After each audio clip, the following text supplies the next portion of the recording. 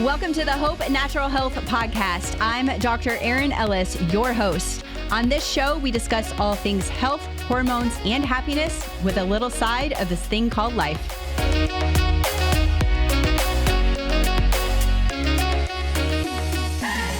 Hey everyone, welcome back to the podcast. Today, I am going to be talking about burnout and how we can recover from burnout and recognize burnout. But let's start by understanding what really burnout actually looks like. It goes beyond just really feeling tired. It can show up anything from emotional exhaustion, maybe lack of motivation, you feel disconnected from your work or even your life, and even physical symptoms can manifest like headaches or even trouble sleeping. If this sounds familiar, you're not alone. Burnout is a response to prolonged stress, and acknowledging it is the first step toward healing.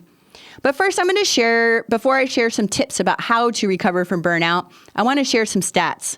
It's actually been widely studied in recent years, and it's become a significant health concern, particularly in high-stress industries and among younger workers. So here's some notable statistics. According to a recent Gallup report, about 76% of employees experience burnout at least sometimes, with 28% feeling burnt out often or always. Those are crazy stats. The World Health Organization, or the WHO, officially classified burnout as an occupational phenomenon in 2019, which has brought even more attention to its widespread impact. So there's some specific specific rates. So the healthcare industry, burnout rates are particularly high. A study from the National Academy of Medicine found that 35 to 54% of nurses and physicians in the U.S. report experiencing symptoms of burnout. The other industry that experiences high rates is the tech industry. A 2022 report showed that 57% of tech workers reported feeling burned out, citing excessive workload and lack of work-life balance as primary reasons. There are some mental health implications with burnout. So research shows that burnout is strongly linked to mental health challenges. The employees who experience burnout are 63% more likely to take a sick day and 23% more likely to visit the ER due to stress-related health issues. There's a study in 2021 published in The Lancet that indicated that those experiencing burnout are also twice as likely to develop symptoms of depression and anxiety. We've also got some specific age and generational trends with burnout. So the younger generations, like I mentioned earlier, appear to be at the higher risk for burnout, especially millennials and Gen Z. A Deloitte survey found that 77% of respondents under the age of 40 have experienced burnout at least once, with 80% of Gen Z reporting feeling overwhelmed by their workloads. These numbers are crazy. They're so high. So how does burnout impact productivity and retention? Well, it can contribute significantly to employee turnover. And according to a survey by Workplace Intelligence and Oracle, 76% of employees believe that companies are not doing enough to address burnout, leading to a higher likelihood of employees quitting.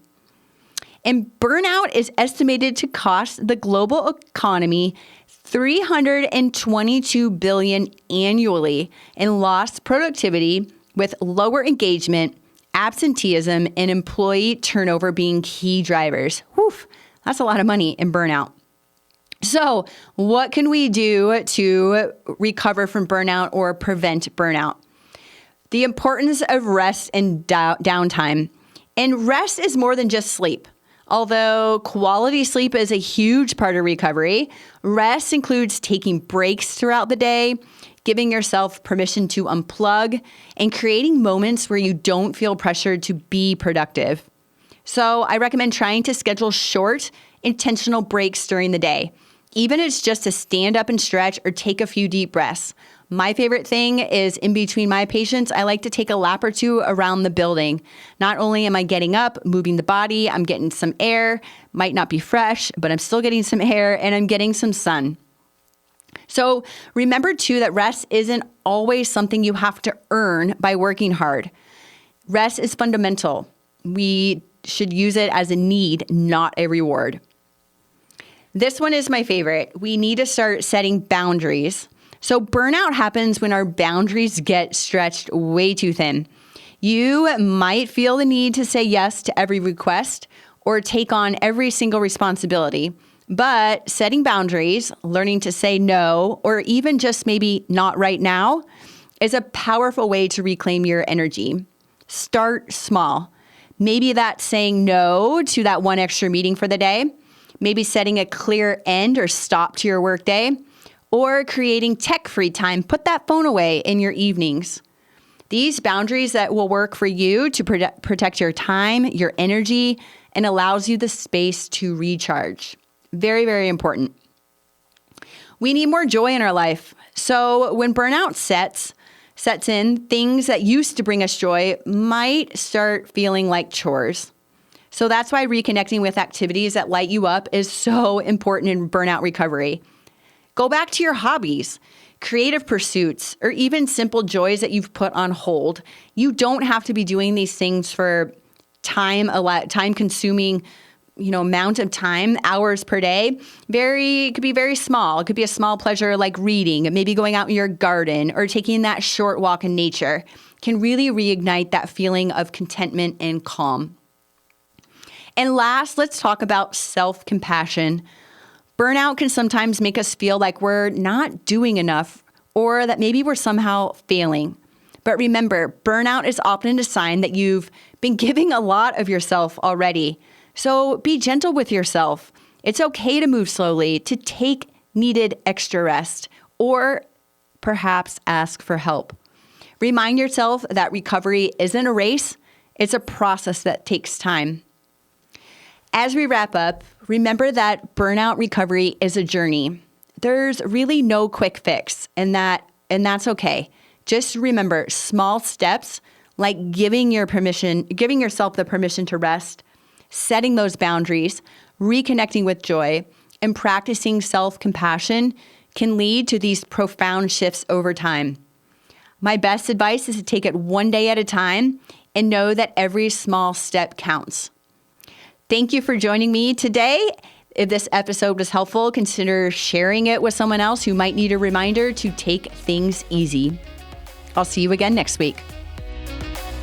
Thank you so much for listening. Make sure to like, share, subscribe, and leave a comment below. And if you haven't done so, please be sure to give us a rating on your favorite podcast platform. Join us weekly as we inspire you to be your best version. For more, follow me on Instagram at dr.erinellis. Until next week, you got this.